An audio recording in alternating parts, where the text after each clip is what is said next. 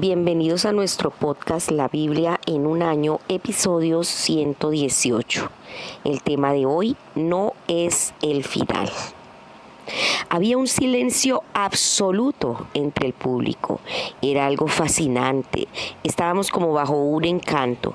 Un hombre de 85 años, totalmente ciego, se puso en pie para hablar ante 1,500 personas de todas las edades en nuestras vacaciones de la iglesia.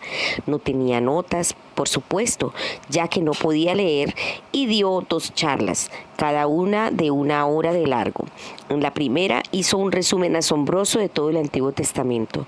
En la segunda, tan brillante como la primera, resumió el Nuevo Testamento entero. No dudó ni vaciló, ni hubo ninguna palabra fuera de lugar. Era la sabiduría destilada de un hombre que había seguido al Señor con todo el corazón toda su vida. El obispo británico Leslie Newbigin tuvo uno de los ministerios más sobresalientes del siglo XX.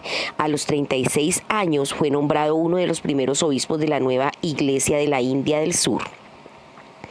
Más adelante en su vida, a su regreso de la India, escribió varios libros dirigidos a ayudar a la Iglesia de Occidente a cumplir su misión en un mundo que estaba cambiando rápidamente y no sentía la necesidad de Dios.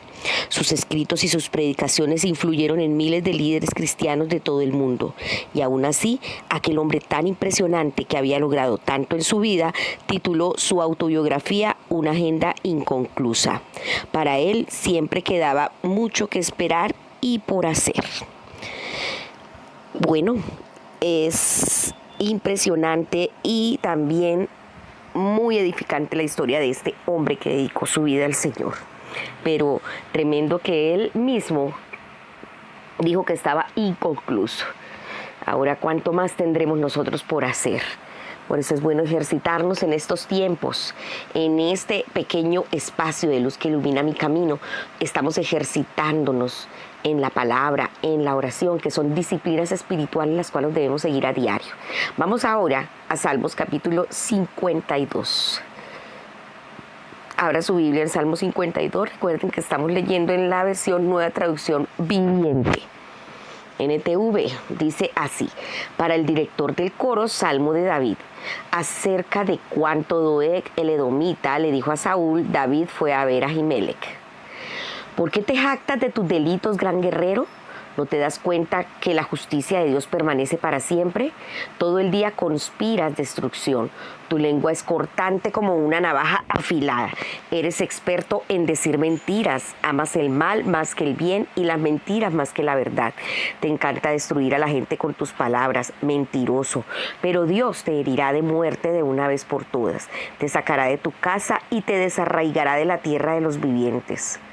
Los justos lo verán y se asombrarán, se reirán y dirán, miren lo que les pasa a los guerreros poderosos que no ponen su confianza en Dios, sino que confían en sus riquezas y se vuelven más y más atrevidos en su maldad. Pero yo soy como un olivo que florece en la casa de Dios y siempre confiaré en su amor inagotable. Te alabaré para siempre, oh Dios, por lo que has hecho. Confiaré en tu buen nombre en presencia de tu pueblo fiel. Amén. El Señor aquí en esta palabra nos está recordando las bendiciones de ser fieles al Señor y confiar en Él. Vamos al primer punto. Para un misionero nunca se termina. ¿Cómo reaccionaste ante una tragedia o cuando recibes oposición? Esa es una pregunta que debemos hacernos. ¿Cómo reaccionamos ante esos momentos? Es tentador sentir pánico, perder la esperanza o incluso renunciar. David fue un visionario. La visión ha sido definida como una combinación de una profunda insatisfacción con lo que hay y un claro entendimiento de lo que podría ser. Si tienes visión, siempre podrás decir, no es el final. David logró tantísimo durante su vida. A pesar de eso, él tuvo que lidiar con la realidad de la oposición. Este salmo fue escrito después de un revés devastador. David llevaba tiempo huyendo de Saúl, pero Doeg, el edomita, le había traicionado revelando su ubicación. Aunque para cuando los hombres de Saúl llegaron, David ya se había marchado, su amigo Ahimelech había sido asesinado con casi toda su familia. Eso lo vemos en 1 Samuel del 21 al 22. En este salmo vemos cómo tuvo que lidiar con aquellos que trataban de destruirlo por medio de engaños, falsedades y palabras ofensivas. Puede que nos preguntemos si acaso David estaba pensando en Doeg cuando escribió aquella descripción, pues aquel era como el hombre descrito en el versículo 7, que no buscó refugio en Dios, sino que confió en su gran riqueza y se afirmó en su maldad. Es algo que tiene mucha resonancia hoy en día. Pero incluso en medio de una tragedia así y tanta oposición, David ni se desesperó ni se rindió. Al contrario, él ve que con Dios no es el final. No es el final para Doeg. Dios te arruinará para siempre. Tampoco lo es para David cuando dijo: yo soy un olivo verde que florece en la casa de Dios.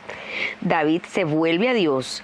¿Qué podemos aprender de su respuesta? A ver, vamos a mirar algunos puntos y de esa manera saber cómo responder también nosotros. Lo primero que podemos aprender es confiar en el amor de Dios.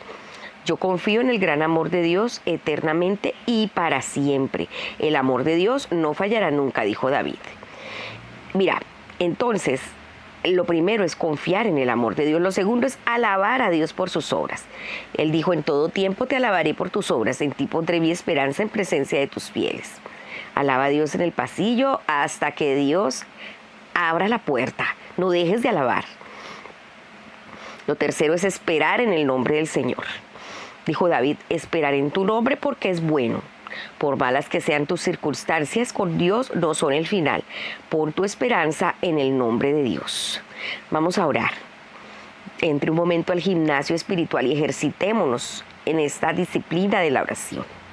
Cierre sus ojos y dígale: Señor, quiero darte gracias por los sueños y visiones que pones en mi corazón. Al enfrentarme a los retos que me aguardan y a la oposición, oro para que siempre confíe en tu amor, que nunca falla, y ponga mi esperanza en ti para el futuro. Vamos ahora a leer Lucas capítulo 24. Vamos a leer desde los versículos 36 al 53. Lucas 24 del 36 al 53. Dice así: entonces, justo mientras contaban la historia, de pronto Jesús mismo apareció de pie en medio de ellos. La paz sea con ustedes, les dijo. Pero todos quedaron asustados y temerosos. Pensaban que veían un fantasma. ¿Por qué están asustados?, les preguntó. ¿Por qué tienen el corazón lleno de dudas? Miren mis manos, miren mis pies. Pueden ver que de veras soy yo. Tóquenme y asegúrense de que no soy un fantasma, pues los fantasmas no tienen cuerpo como ven que yo tengo. Mientras hablaba, él les mostró sus manos y sus pies. Aún así, ellos seguían sin creer, llenos de alegría y asombro. Entonces les preguntó: ¿tienen aquí algo para comer? Le dieron un pedazo de pescado asado y él lo comió mientras ellos lo miraban. Entonces dijo: cuando estaba con ustedes antes, les dije que tenía que cumplirse todo lo escrito acerca de mí en la ley de Moisés, en los profetas y en los salmos. Entonces les abrió la mente para que entendieran las escrituras y dijo: efectivamente se escribió hace mucho tiempo que el Mesías debería sufrir, morir y resucitar al tercer día. También se escribió que de este mensaje se proclamaría con la autoridad de su nombre a todas las naciones, comenzando con Jerusalén. Hay perdón de pecados para todos los que se arrepientan. Ustedes son testigos de todas estas cosas. Ahora enviaré al Espíritu Santo, tal como prometió mi Padre, pero quédense aquí en la ciudad hasta que el Espíritu Santo venga y los llene con poder del cielo. La ascensión. Entonces Jesús los llevó a Betania, levantó sus manos al cielo y los bendijo. Mientras los bendecía, los dejó y fue levantado al cielo. Entonces ellos lo adoraron y regresaron a Jerusalén llenos de gran alegría y pasaban todo su tiempo en el templo adorando a Dios. Amén. Esto debió ser algo impactante, emocionante, algo espectacular. Y este segundo punto se titula: no es el final para Jesús. Cuando Jesús murió en la cruz, todo parecía ir lo peor que podían ir las cosas. Parecía que era el final para él y para sus seguidores, pero no era el final.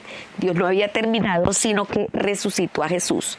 En este pasaje vemos que Jesús se aparece a sus discípulos y dice: paz a ustedes. Puede que aún se sintieran asustados y tuvieran dudas. Jesús les da pruebas sólidas de que verdaderamente está vivo. Miren mis manos y mis pies, soy yo mismo, tóquenme y vean, un espíritu no tiene carne ni huesos como ven que los tengo yo.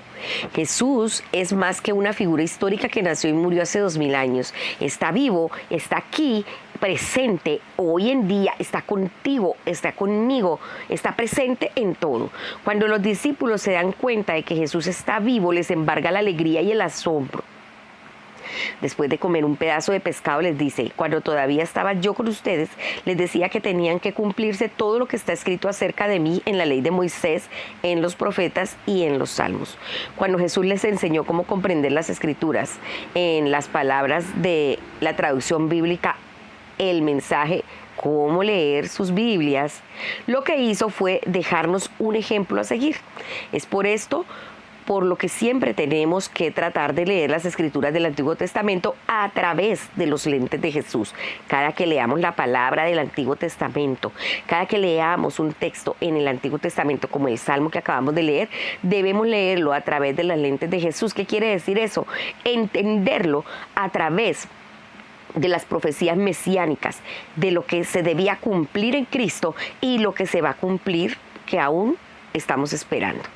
Jesús había cumplido totalmente con parte de la misión que había sido predicha en el Antiguo Testamento, pero aún así la agenda de Jesús estaba aún inconclusa. Sus discípulos recibieron un encargo. En su nombre se predicarán el arrepentimiento y el perdón de pecados a todas las naciones, comenzando por Jerusalén.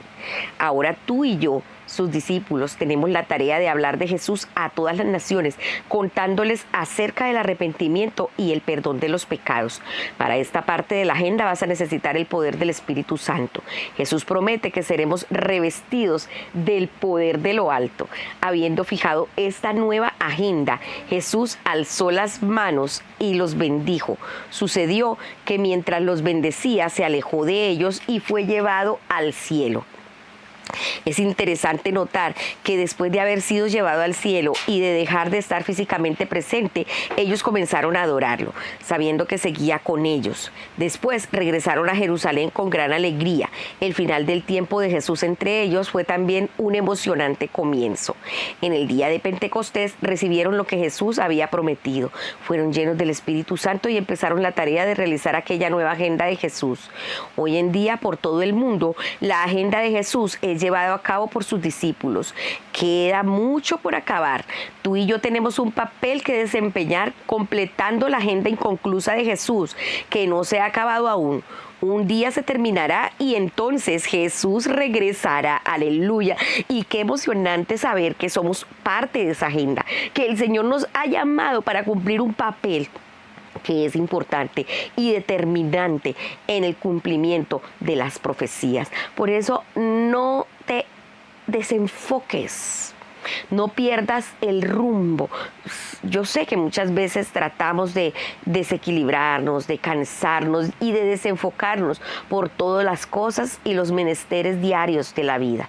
Pero recuerda que tenemos un plan que es eterno. Recuerda que tenemos una misión que es mucho más grande que cualquier otra cosa que hagamos en esta tierra. Y qué interesante e importante para nosotros averiguar ese plan y cumplirlo paso a paso. Recuerden que el Señor no nos va a dar el panorama completo. Él nos va a decir paso a paso lo que debemos hacer, y qué bueno que seamos obedientes. No dejes de obedecer lo que el Señor te ha dicho que hagas. Vamos a orar. Amado Señor y Padre Celestial, oro para que yo pueda dar mi vida para servir a tu gran e inconclusa agenda.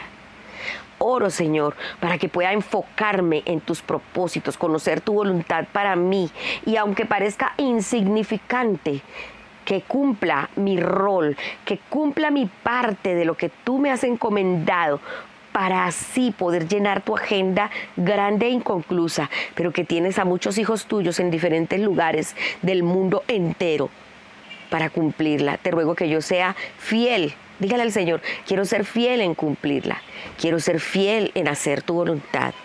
Gracias porque el Espíritu Santo me equipa y me empodera y me guía en esa tarea. Te doy muchas gracias en el nombre de Jesús. Amén. Ahora le invito a que abra su Biblia en Josué capítulo 1. Vamos a leer desde el versículo, Josué capítulo 13, perdón. Vamos a leer desde el verso 1 y vamos a leer también el capítulo 14. Josué capítulo 13 y 14. ¿Listo?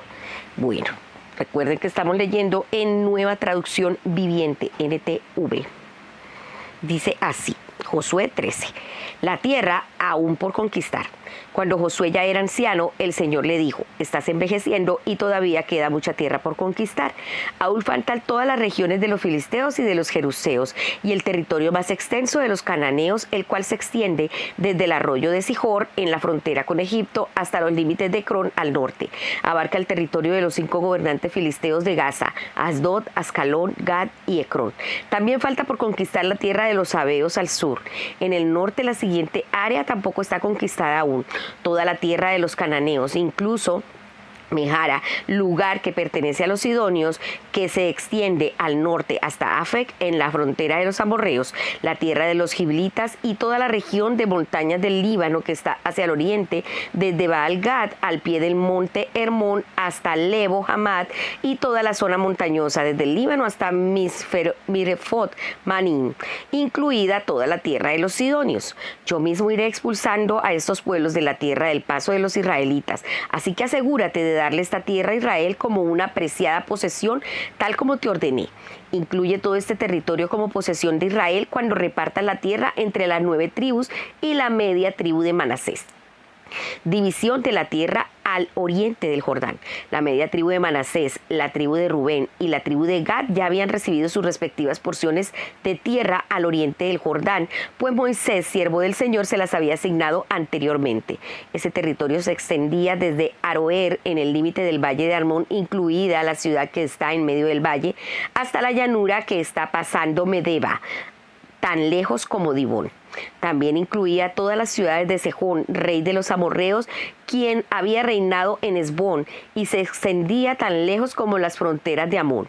Abarcaba Galaad, el territorio de los reinos de Jesur y Maaca, todo el monte Hermón, todo Basán hasta Salca, y todo el territorio de Og, rey de Basán, quien había reinado en Astarot, y Edrei, el rey Og, fue el último de los refaítas, porque Moisés los había atacado y expulsado. Pero los israelitas no expulsaron a la gente de Jesur y de Maaca, así que esos pueblos siguieron viviendo entre los israelitas hasta el día de hoy. Una porción para la tribu de Leví. Moisés no asignó ninguna porción de tierra a los de la tribu de Leví. En cambio, como el Señor le había prometido, su porción provenía de las ofrendas quemadas en el altar del Señor, Dios de Israel. Amén. La tierra entregada a la tribu de Rubén. Moisés había asignado la siguiente porción a los clanes de la tribu de Rubén. Ese territorio se extendía desde Aroer, en el límite del valle de Arnón, incluida la ciudad que está en medio del valle, hasta la llanura que está pasando Medeba. Incluía Hesbón y las otras ciudades de la llanura, Dibón, Bamot, Baal, Bet-Baal, Meón, Jahasa, Kademot, Mefaat, Kiriataim, Simna, Zaret, Sahar, en la colina situada sobre el valle, Bet Peor, las laderas de Pisga y Bet Jesibot. La tierra de Rubén también abarcaba todas las ciudades de la llanura y todo el reino de Sejón. Sejón era el rey amorreo que había reinado en Hesbón y había muerto a manos de Moisés junto con los líderes de Madián, Evi, Requén, Sur, Hur y Reba, príncipes que vivían en la región y aliados de Sejón. Los israelitas también habían matado a Balaam, hijo de Beor, quien usaba magia para predecir el futuro. El río Jordán marcaba el límite occidental de la tribu de Rubén. A los clanes de la tribu de Rubén se les dieron las ciudades y las aldeas vecinas de ese territorio para que fueran su hogar. La tierra entregada a la tribu de Gad. Moisés había asignado la siguiente porción a los clanes de la tribu de Gad. Ese territorio incluía Jazer, todas las ciudades de Galaad y la mitad de la tierra de Armón, tan lejos como la ciudad de Aroer, justo al occidente de Rabá. Se extendía desde Hesbón hasta Ramat Mizpa y Betonim, y desde Mahanim hasta Lodebar. En el valle se encontraban las ciudades de Bet-Aram, Bet-Nimra, Sucot, Safón y el resto del reino de Sejón, rey de Hesbón. La frontera occidental se extendía a lo largo del río Jordán. Su extremo norte llegaba hasta la punta del mar de Galilea y luego giraba hacia el oriente. A los clanes de la tribu de Gad se les dieron las ciudades y las aldeas vecinas de ese territorio para que fueran su hogar. La tierra entregada a la media tribu de Manasés. Moisés había asignado la siguiente porción a los clanes de la media tribu de Manasés. Ese territorio se extendía desde Mahanaim y abarcaba todo Basán, todo el antiguo reino del rey Og y las 60 ciudades de Jair en Basán. También incluía la mitad de Galaad y Astarot y Edrei, ciudades de la realeza que pertenecían al rey Og. Todo eso se les entregó a los clanes de los descendientes de Maquir, hijo de Manasés. Esa fue la asignación de la tierra que Moisés había hecho mientras estaba en las llanuras de Moab, al otro lado del río Jordán, al oriente de Jericó. Sin embargo, Moisés no dio ninguna porción de tierra a la tribu de Leví, porque el Señor Dios de Israel había prometido que Él mismo sería su porción. Amén. Mira la diferencia, los levitas eran los que servían al Señor y a ellos el Señor no les había asignado nada en la tierra porque Él mismo sería la porción de ellos. Esto es algo bien interesante porque muchas veces nosotros queremos asignación de cosas en esta tierra, pero debemos entender que lo que el Señor ha asignado para los llamados es mucho más grande y más poderoso. No podemos aferrarnos a las cosas terrenales porque lo de Él es eterno y las provisiones terrenales Él las va a dar, porque en cada tribu el Señor les exigió que les dieran parte de la tierra para ellos vivir y todo lo que es el sostenimiento de ellos mismos. Vamos ahora al capítulo 14, división de la tierra del occidente del Jordán. Las demás tribus de Israel recibieron porciones de tierra en Canaán asignadas por el sacerdote Eleazar, por Josué, hijo de Nun, y por los jefes de las tribus. Esas 9 tribus y media recibieron sus porciones de tierra mediante un sorteo sagrado, según el mandato que el Señor había dado por medio de Moisés. Moisés ya les había asignado una porción de tierra a las 2 tribus y media que estaban al oriente del río Jordán, pero no había entregado ninguna porción a los levitas. Los descendientes de José se habían separado en 2 tribus distintas, Manasés y Efraín. Y a los levitas no se les dio ninguna porción de tierra, únicamente ciudades donde vivir, rodeadas de pastizales para sus animales y posesiones. De modo que se distribuyó la tierra exactamente según las órdenes que el Señor le había dado a Moisés. Caleb solicita su tierra. Una delegación de la tribu de Judá dirigida por Caleb, hijo de Jefón, el ceneseo, se presentó ante Josué, quien estaba en Gilgal. Caleb le dijo a Josué: recuerda lo que el Señor le dijo a Moisés, hombre de Dios, acerca de ti y de mí cuando estábamos en Cades Barnea. Yo tenía 40 años cuando Moisés, siervo del Señor, me envió desde Cades Barnea a que explorara la tierra de Canaán. Regresé y di un informe objetivo de lo que vi, pero los hermanos que me acompañaron asustaron tanto al pueblo que nadie quería entrar en la tierra prometida. Por mi parte seguí al Señor mi Dios con todo mi corazón. Así que ese día Moisés me prometió solemnemente: la tierra de Canaán por donde recién caminaste será porción de tierra, será tu porción de tierra y la de tus descendientes para siempre, porque seguiste al Señor mi Dios con todo tu corazón. Ahora, como puedes ver, en todos estos 45 años desde que Moisés hizo esa promesa, el Señor me ha mantenido con vida y buena salud, tal como lo prometió, incluso mientras Israel andaba vagando por el desierto. Ahora tengo 85 años. Estoy tan fuerte hoy como cuando Moisés me envió esa travesía y aún puedo andar y pelear tan bien como lo hacía entonces. Así que dame la zona montañosa que el Señor me prometió. Tú recordarás que mientras explorábamos encontramos allí a los descendientes de Anak, que vivían en grandes ciudades amuralladas, pero si el Señor está conmigo, yo los expulsaré de la tierra tal como el Señor dijo. Entonces Josué bendijo a Caleb, hijo de Jefón, y le dio Hebrón como su asignación de tierra. Hebrón todavía pertenece a los descendientes de Caleb, hijo de Jefón el ceneseo, porque él siguió al Señor, Dios de Israel, con todo su corazón. Antiguamente Hebrón se llamaba Kiriat Arba, llevaba el nombre de Arba, un gran héroe de los descendientes de Anak, o sea, gigantes. Y la tierra descansó de la guerra. Amén. Qué historias tan espectaculares y emocionantes. Yo no sé cómo dicen que no les gusta leer la Biblia. El tercer punto: nunca es el final para aquellos que terminan bien. Aquellos que acaban bien siempre tendrán una agenda inconclusa, siempre podrán decir: aún no es el final. Una vez más, vemos el tema de la agenda inconclusa en la vida de Josué. Cuando Josué era ya bastante anciano, el Señor le dijo, ya estás muy viejo y todavía queda mucho territorio por conquistar. Inspírate en el ejemplo de Josué, quien siguió al Señor de todo corazón. Lo mismo que hizo Caleb, quien después de decir, por mi parte seguí al Señor Dios con todo mi corazón, porque él siguió al Señor Dios de Israel con todo su corazón. Caleb no solo siguió a Dios de corazón a la edad de 40 años, sino que aún seguía haciéndolo a la edad de 85, la misma edad que tenía el obispo Leslie Newbigin cuando dio aquellas asombrosas charlas. Este es el reto de acabar bien sin perder el primer amor y manteniendo los ojos fijos en Jesús. Para Caleb, el resultado fue la fortaleza en su caso, tanto física como de carácter interior. Para todos los que se dan a sí mismos de todo corazón, a Dios está la fuerza interior del Espíritu Santo que Jesús nos ha prometido a ti y a mí. Necesitas esa fuerza interior del Espíritu Santo para acabar bien y cumplir con tu llamado de procurar el cumplimiento de la nueva agenda de Jesús. Ay, Señor, lo necesito el poder de tu Espíritu. Necesito la entereza de carácter, necesito la fuerza, la sabiduría y el poder tuyo, Señor. Vamos, clama al Señor, clámale a Él. Dígale, Señor, ayúdame a terminar bien. Guíame por tu camino, no permitas que me aparte, ni que pierda la visión.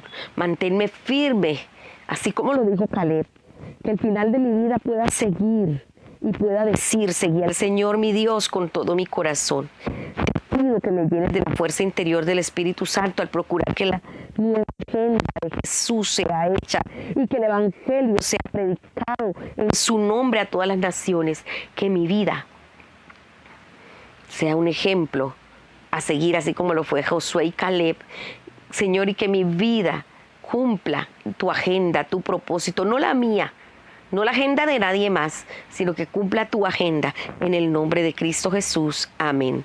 La pastora Pipa hace el siguiente comentario de Lucas 24:39 que dice, mira mis manos y mis pies. Ella dice, en uno de nuestros viajes a la India se nos pidió hablar a algunos empleados de los hoteles Oberoi y Taj Mahal. Ambos hoteles habían sido el blanco de ataques terroristas en noviembre de 2008. Muchos murieron y fueron heridos. Otros sufrieron el trauma psicológico de esconderse durante el asedio y ver cómo disparaban delante de ellos a sus amigos y huéspedes. Estando allí delante de ellos me sentí sobrecogida por el dolor y el trauma que habían tenido que experimentar. Al buscar palabras que decirles, me acordé de este pasaje cuando Jesús estuvo delante de ellos y les dijo, paz con ustedes, y les mostró sus manos y sus pies. Aún después de su resurrección, sigue llevando las cicatrices de su sufrimiento para toda la eternidad. Así es. Y cuando podemos en el Espíritu ver sus manos y sus pies, podemos recordar que no es el final.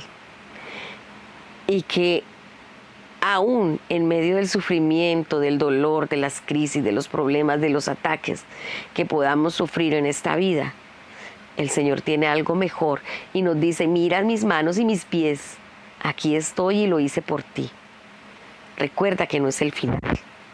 Recuerda que el Señor está con nosotros y que es tiempo de enfocarnos y cumplir con su agenda. Bueno, muchas gracias por acompañarme a estudiar este devocional del día de hoy. Recuerden que fue escrito por el pastor Nicky Gumbel de la iglesia HTV en Londres. Y la voz de este podcast es de Marisol Rojas. Que el Señor les bendiga.